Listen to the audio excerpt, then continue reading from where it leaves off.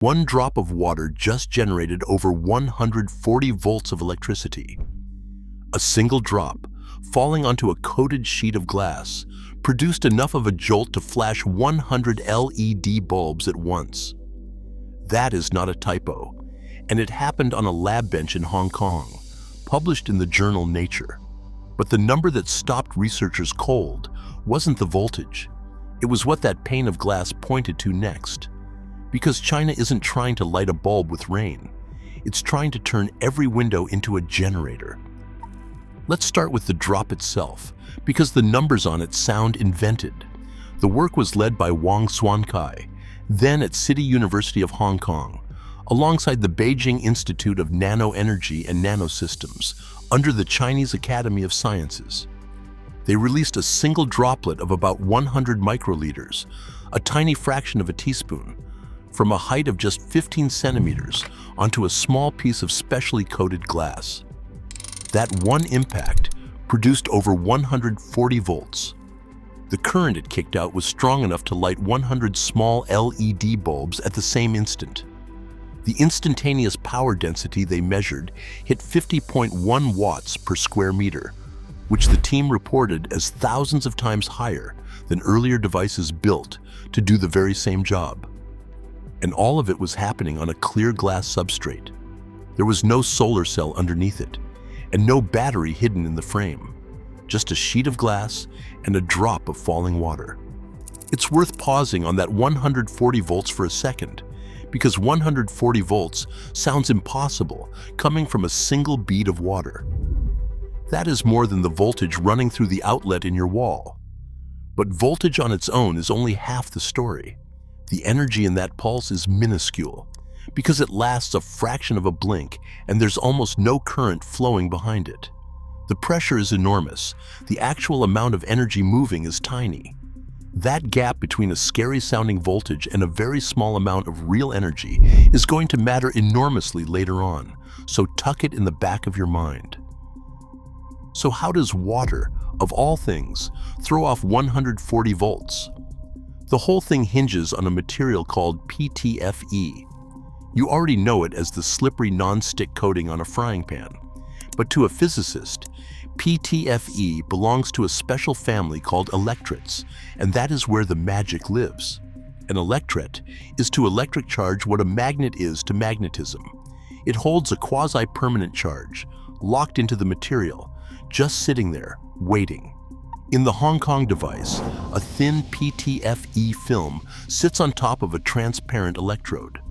Off to one side sits a second electrode, this one made of aluminum. On their own, the two electrodes do nothing at all. They are not wired together.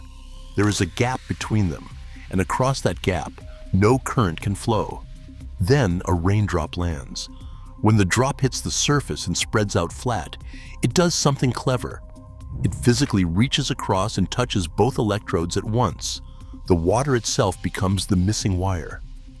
For that split second, the whole system snaps shut into a complete closed circuit, and every bit of charge the PTFE has been quietly hoarding gets released in a single rush of current. The researchers compared their design to the transistor at the heart of every computer chip, the microscopic switch that decides whether current flows or not. In their setup, a falling raindrop is the finger that flips that switch. That comparison isn't decoration. It is the actual reason this device leaves older attempts in the dust, and to see why, you have to know how clumsy the old way was. Scientists have been trying to squeeze electricity out of moving water and friction for a long time, using devices called Triboelectric nanogenerators. The core idea is ancient. Rub two different materials together, and electrons jump from one to the other, building up a charge. It's the same effect that shocks you on a dry winter doorknob, or makes a balloon stick to your hair after you rub it. The trouble was always the ceiling on that charge. The earlier rain-powered versions could only build up so much before the surface saturated and stopped accepting more, so the electricity they produced stayed frustratingly weak, nowhere near enough to be useful. The Hong Kong team's breakthrough was that transistor-style layout. By letting the droplet bridge both electrodes the way it does, they found a route to pile the surface charge far higher than anyone had managed, and then release the whole stockpile in one shot. That single design change is where the thousands of times jump in power comes from.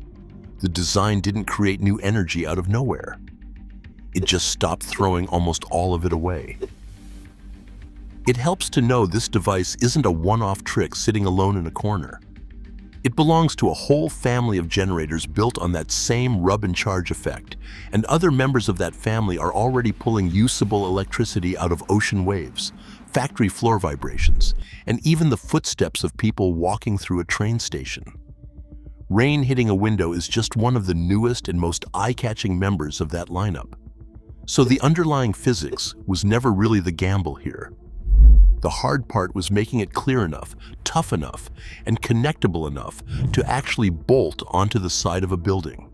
And here is the part worth sitting with for a second. The energy in that jolt doesn't come from a wall socket or a solar panel. It comes from the drop itself, from the kinetic energy of falling water, and gravity supplies that for free, over and over, every single time it rains. The team tested ordinary rainwater. They tested seawater. They even found that turning down the humidity in the room barely touched the output. Water hits glass, the glass spits out electricity, and the sky keeps refilling the tank at no charge. So if one drop already flashes 100 bulbs, the obvious move looks easy. Build a giant sheet of the stuff and wrap a building in it. This is exactly where most coverage of rain power quietly falls apart, because generating from one drop turned out to be the easy piece. Turning it into a window was the part that took years. Start with a problem the headlines never mention. That glossy black solar panel on your neighbor's roof works precisely because it is black. It is engineered to swallow every scrap of light that touches it. A window has the opposite job in life. It has to let you see through it. So the instant you start talking about a rain harvesting window instead of a rain harvesting panel, you hand the engineers a brutal constraint. The glass has to generate electricity and stay clear enough that you can still look out of it. For years, that trade-off was the wall this whole idea kept slamming into. Crank the design up for real power output, and the glass went too dark and murky to see through, which quietly defeats the entire point of being a window in the first place. The cleanest crack in that wall came out of the University of Science and Technology, Beijing. A team including the materials scientist Yue Zhang built a fully transparent version of this raindrop generator and published it in the journal Scientific Reports back in 2015, years before the technology started going viral. Their device let 87.4% of visible light pass straight through it, which is roughly as clear as the everyday glass already sitting in your windows at home. And the reason it hit that number is almost funny. That very same PTFE film that stores all the charge also happens to work as an anti-reflection coating, the kind of layer they put on eyeglasses and camera lenses to kill glare. So the exact material doing the electrical work was, at the same time, making the glass clearer to look through. The team said it plainly in the paper. This could be laid onto building glass, and it could be laid onto car glass.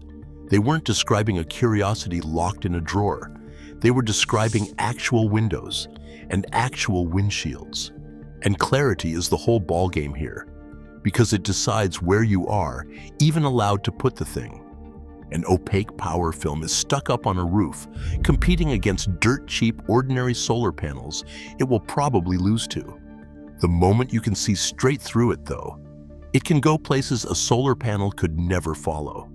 The vertical glass wall of a skyscraper, the side windows of a high-speed train, a greenhouse roof that still has to let sunlight down onto the plants. Transparency isn't just a nice number in a paper. It quietly unlocks a staggering amount of surface that was completely off-limits to solar before. So the physics works. The transparency works. A single raindrop can flash 100 bulbs on a pane you can see straight through. At this point, the internet does what the internet always does, and the headlines write themselves. Rain is going to replace solar. Free, infinite energy. windows that power your entire house in the middle of a storm. This is the moment to pump the brakes hard, because that story is wrong, and the specific way it's wrong is the most important thing in this entire video. Go back to that jaw-dropping number, the 140 volts, the 100 bulbs. Read the fine print and you'll notice one word doing an enormous amount of quiet work. Instantaneous. That output is a spike, a flash. It lasts a sliver of a second, the exact instant the drop bridges the two electrodes, and then it vanishes until the next drop lands. It is a real, measured, seriously large burst of power. It is also nothing like the steady, hour after hour flow you get from a solar panel sitting out in the afternoon sun. Average that spike out over the length of a real rainstorm, and the power a rooftop of this material actually delivers drops to a small fraction of that headline figure. Picture a camera flash going off in a dark room next to a desk lamp left on. The flash is blinding for a single heartbeat, then it's gone. The lamp is dimmer, but it never stops. A solar panel behaves much more like that steady lamp, while a raindrop generator behaves like the flash, firing over and over, and the number that actually matters is the average light across the whole night, not how bright any single pop looks.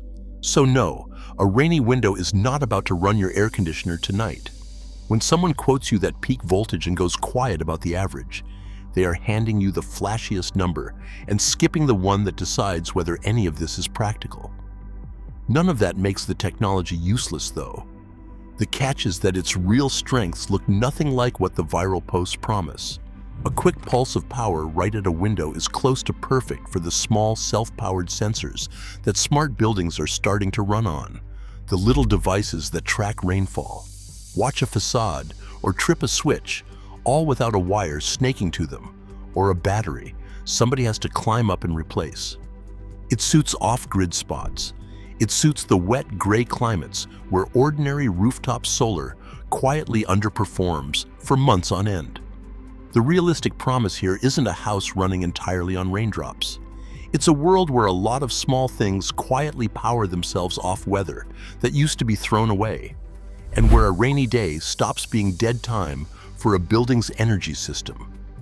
There's one more honest hurdle worth naming before we go on, and it's the boring one that quietly kills a lot of lab breakthroughs. Real rain is nothing like a clean dropper in a temperature-controlled room. It comes in sideways on the wind, full of dust, grit, pollen, and salt near the coast. It freezes in winter, and it bakes under the sun between storms. A coating that has to survive a decade of all that on the outside of a building, and still stay crystal clear and still generate, is a far taller order than a pristine film performing for one afternoon on a lab bench. None of these teams have shipped a window you can go out and buy. What they have shipped is hard proof that the ceiling is much higher than anyone believed, plus a credible map for how to reach it. If this is the kind of engineering breakdown you want more of, the deep look at what China is quietly building while everyone else is distracted, take a second to subscribe and stick around, because the next piece of the puzzle is the one that finally dragged all of this out of the lab. Because even a flawless single cell runs into one last wall, and for a long time, it was the wall that kept rain power stuck as a party trick. If one drop gives you a big spike, then the entire game becomes wiring millions of drops together, so those spikes add up instead of canceling each other out. And that is where it kept breaking. When you connect a lot of these little droplet generators side by side, they start interfering with one another electrically through an effect called coupling capacitance, and the combined output collapses instead of growing. Charge that should flow out to your circuit gets stranded between the panels themselves. They could build one brilliant cell, but stitching a lot of them into a single working panel was a different problem entirely, and for years, nobody had a clean answer. That is the wall a team at the Tsinghua Shenzhen International Graduate School set out to demolish. Led by Zhongli, the group borrowed the one design that has already solved almost this exact problem at planetary scale: the solar panel. A solar farm was never one gigantic cell. It's thousands of small units wired into an array, each one minding its own business. So the Shenzhen team built what they call bridge array generators, using a layered electrode structure that keeps every raindrop cell electrically independent from its neighbors, so they stop bleeding charge into each other the moment you connect them up. The result, published in the journal iEnergy, was a peak power output nearly 5 times higher than a conventional large area rain generator of the same size. They finally got the raindrop panel to behave like an actual panel. That is the difference between a viral headline and a working product. And here is where the separate threads start braiding together into something bigger. So far, we've been treating rain windows and solar windows as if you have to pick one. You don't. A team at Soochow University built a single semi-transparent panel that does both, marrying a see-through solar cell with a raindrop generator into one stack of layers. The solar cell in that hybrid reached 17.4% efficiency, which is respectable for a transparent device, and it stayed clear across the visible spectrum, from roughly 380 to 1,000 nanometers of light. Picture what that combination means as you stand at that window. The sun is out, and the glass is generating. Clouds roll in, the rain starts coming down, and the very same glass keeps right on generating. The one weakness that has haunted solar power since the day it was invented, that it clocks out the instant the weather turns, is precisely the gap this glass is designed to close. Once you frame it that way, this stops being a story about rain. It becomes a story about surface. There is an almost unimaginable amount of glass on this planet, wrapped around every office tower, every apartment block, every bus shelter, greenhouse, and car on the road.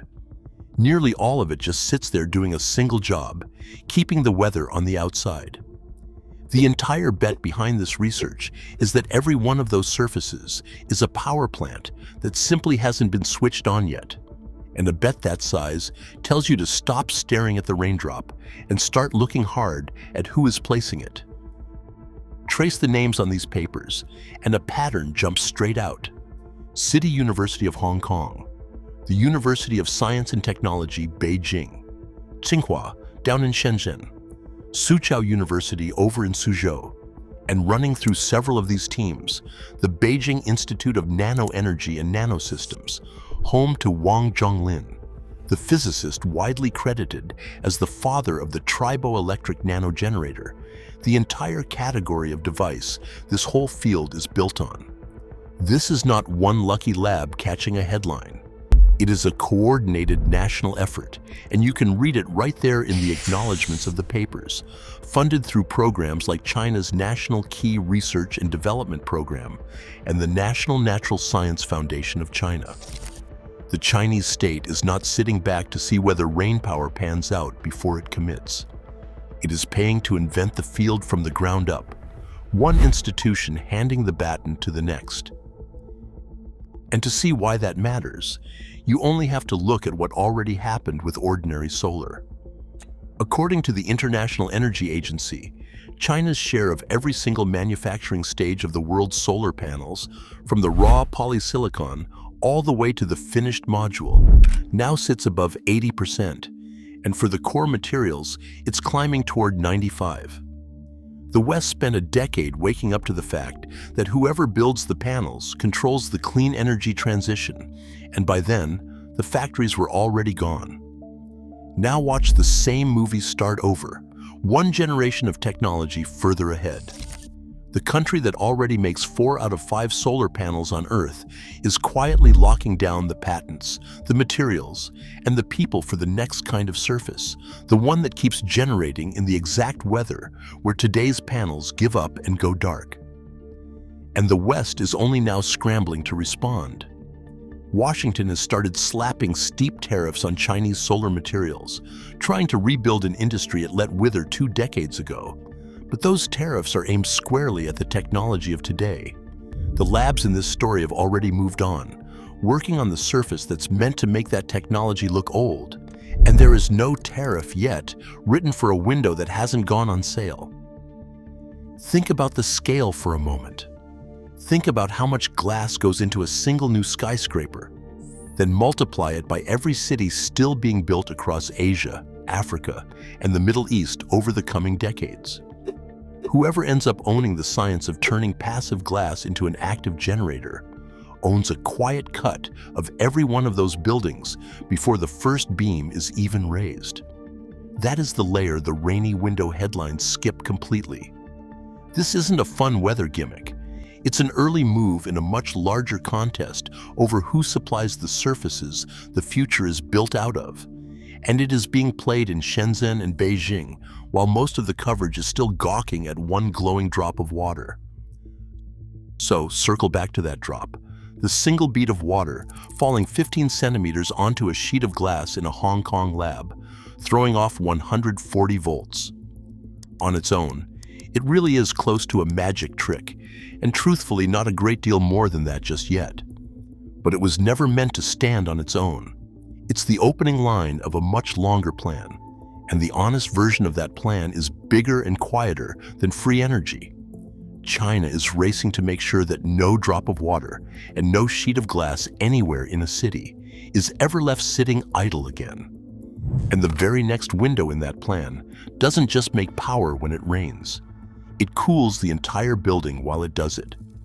A radiative cooling film that turns a pane of ordinary glass into a power source and an air conditioner at the same time.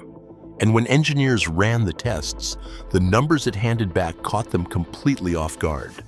That breakdown is up next.